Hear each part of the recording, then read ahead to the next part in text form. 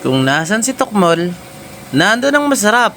Meron nga pala akong nadiskubre, bagong food trip hub.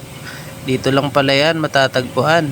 Sa 116 San Luis Street, Puro 4, landayan sa Pedro Laguna, tapat lang pala sila ng Baga Burger.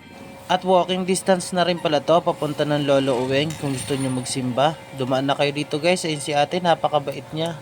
Ito nga pala ang kanilang mga price sa abot kayang halaga. Ang napili ko nga pala dyan ay hot silog, chick silog at siyempre hindi mawawala ang sisig na sobrang sarap. Binayaran ko na nga, umabot nga daw ng 265 lahat. Tinyo, mura, 265 lang lahat. Dami ko nang na-order no. Ayan na, waiting time na nga kami dyan.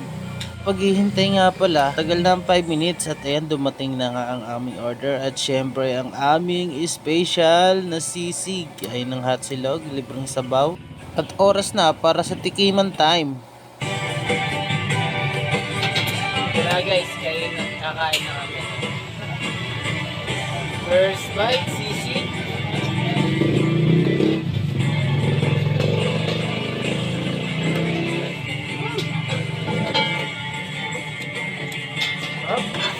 Sa mga gusto nga palang kumain guys, bukas nga pala sila dito ng 4 PM to 2 AM. Kaya habol na kayo guys. Eat na nga, sa sobrang sarap, nabitin sa one rice kaya nag-2 rice ako dyan guys, sobrang sarap. Kain na kayo dito.